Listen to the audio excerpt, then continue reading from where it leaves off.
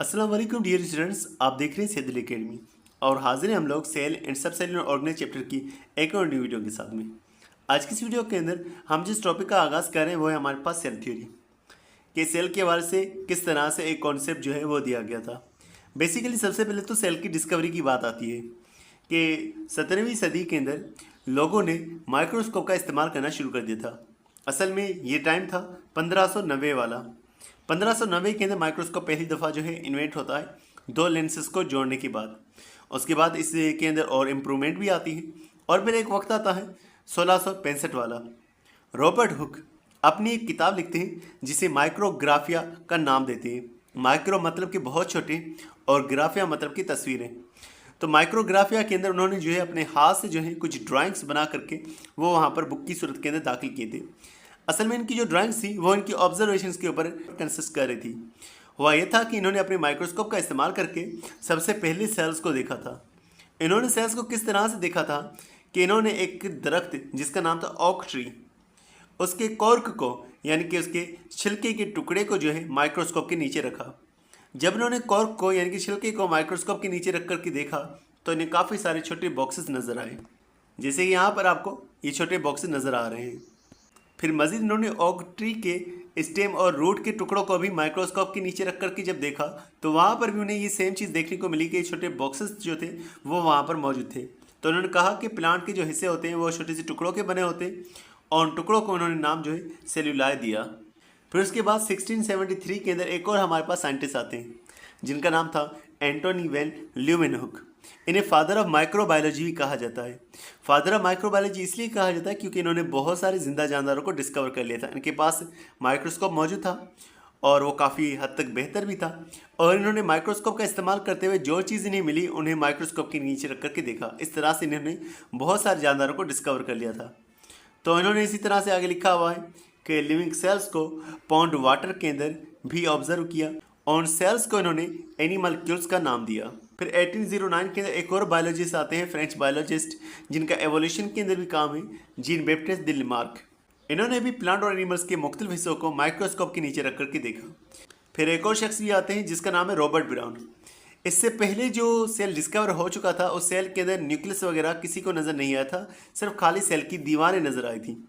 Robert brown ने cell को खाली नहीं बताया बल्कि सेल के अंदर न्यूक्लियस की भी डिस्कवरी उन्होंने कर ली थी। तो इन्होंने सेल के अंदर पाए जाने वाला न्यूक्लियस जो है वो भी डिस्कवर कर लिया था।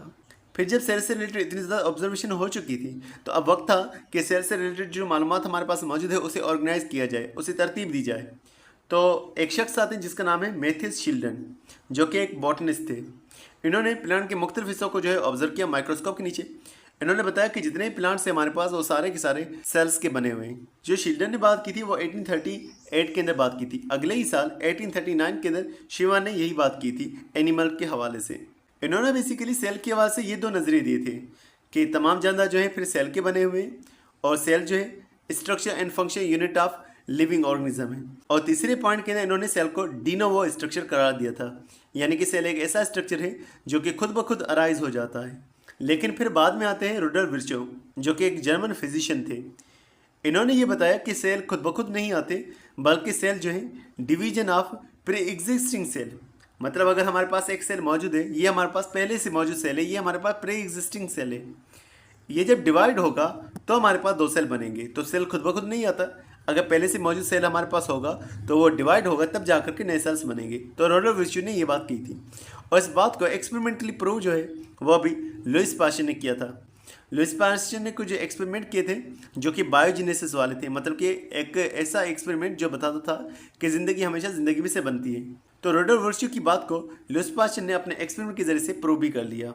तो इस तरह से हमारे पास एक सेल थ्योरी बनती है जिसके पॉइंट्स ये है कि तमाम जानदार सेल्स के बने हुए, एक या एक से ज़्यादा सेल्स के बने हुए, cell basic unit of life है और नए सेल जो है division of pre existing cell में से हासिल होते हैं।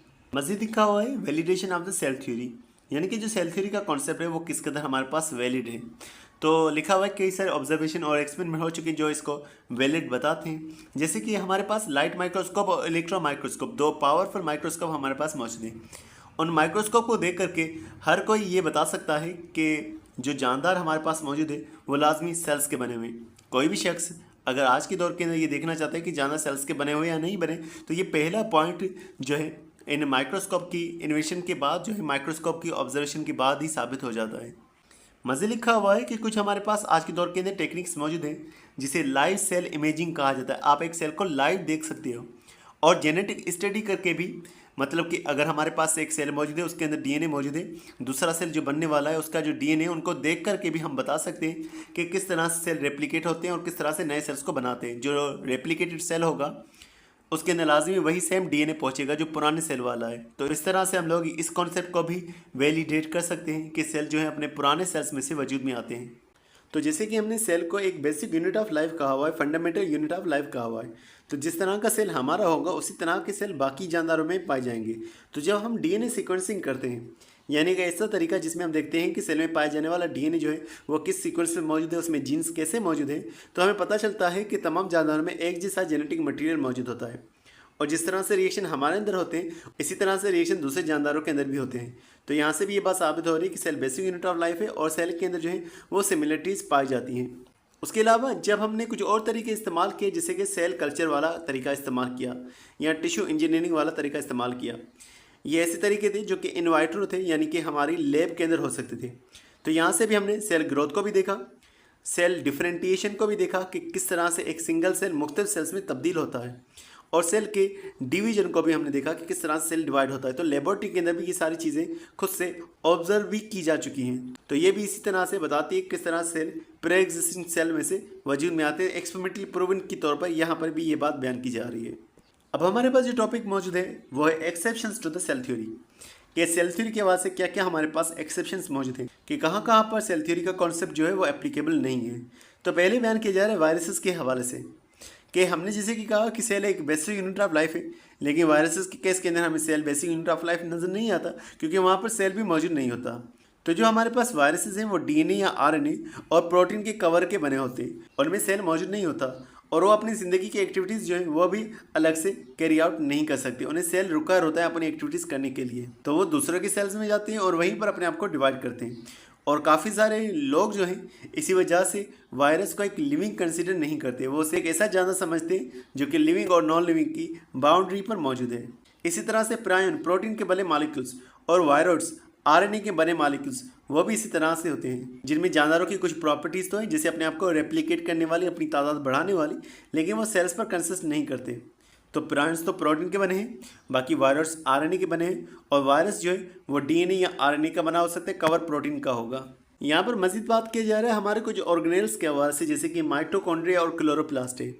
हालांकि वो हमारे सेल का हिस्सा हैं, तो होना ये चाहिए था कि उनके पास एक तो डीएनए खुद का नहीं होता, लेकिन उनके पास खुद का डीएनए भी है और उनके अंदर ऐसा डीएनए जो हमारे डीएनए से मुख्तलिफ है और वो सेल के ऊपर डिपेंड ही नहीं करते, वरना सेल की तमाम काम जो है वो न्यूक्लियस के ऊपर डिपेंड करते हैं। तो सेल थ्योरी का एक ये भी पॉइंट है कि सेल की तमाम काम न्यूक्लियस कंट्रोल करता है, लेकिन यहाँ पर माइटोकॉन्ड्रिया और क्लोरोप्लास्ट इनके काम सेल के न्यूक्लियस की तरफ से कंट्रोल में नहीं आ रहे। तो ये भी इसी वजह से हमारे पास एक एक्सेप्शन है सेल थ्योरी के हवाले से कि ये खुद से ही डिवाइड हो जाते हैं, अपने काम खुद से ही करते हैं, अपने प्रोटीन भी ये खुद से ही बनाते हैं।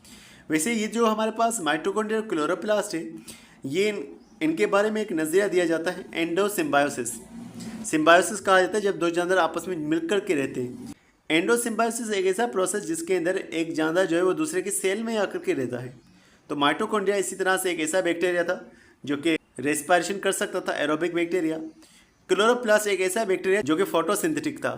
तो इस तरह से वो सेल्स के अंदर रहने लग गए और सेल का एक हिस्सा बन गए वक्त के साथ साथ। तो इसी वजह से इनका डीएनए वैसा है जैसा बैक्टीरिया का डीएनए होता है। यही बात बयान की जा रही है कि ये जो है किसी प्रोकैरियोटिक सेल में से इवॉल्व होकर के आज हमारी जगह पर मौजूद है।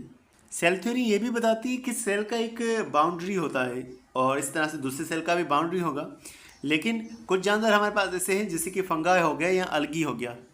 इनमें सेल्स जो है वो फ्यूज़ हुए पड़े होते हैं, मतलब कि सेल्स जुड़ करके मल्टी न्यूक्लिएटेड स्ट्रक्चर बना रहे होते हैं। तो उनके साइटोप्लाज्म के अंदर इस तरह से बहुत सारे न्यूक्लियस हमें नज़र आ रहे होते हैं, यानी कि इनके अंदर सेल्स जो है वो मिक्स हुआ पड़ा है, साइटोप्लाज्म जो है वो मिक्स हुआ पड़ा है। तो कोई खास बाउंड्री सेल की हमें देखने को नहीं मिलती। तो इस तरह से ये भी एक्सेप्शन टू सेल थ्योरी है। हमारी बॉडी के अंदर भी इस तरह से कुछ हमें देखने को मिलता है, जैसे कि हमारे मसल सेल्स होते हैं, वो मसल सेल्स आपस में जुड़ करके मल्टी न्यूक्लिएटेड फाइबर्स बना रहे होते हैं। तो इस तरह से भी हमारे पास सेल की एक बाउंड्री नहीं बनी। और दूसरा कि हम कहते हैं कि एक सिंगल सेल काम सारे कर सकता है, लेकिन यहाँ पर सिंगल सेल एक काम नहीं कर रहा, बल्कि काफ़ी सारे सेल जुड़ करके वो बेसिक यूनिट के तौर पर काम कर रहे हैं। तो यहाँ पर सिंगल सेल एक बेसिक यूनिट ऑफ लाइफ नहीं है। तो ये कुछ एक्सेप्शंस थे जो कि सेल थ्योरी के हवाले से है कि सेल थ्योरी कुछ कुछ जगहों पर जो है वैलिड नहीं हो रही। तो डियर स्टूडेंट्स, आज की बस इतना ही था। उम्मीद करता हूँ ये वीडियो आपको पसंद आई होगी। इंशाल्लाह मिलते हैं नेक्स्ट वीडियो में। तब तक अपना बहुत सारा ख्याल रखिएगा। अस्सलाम वालेकुम।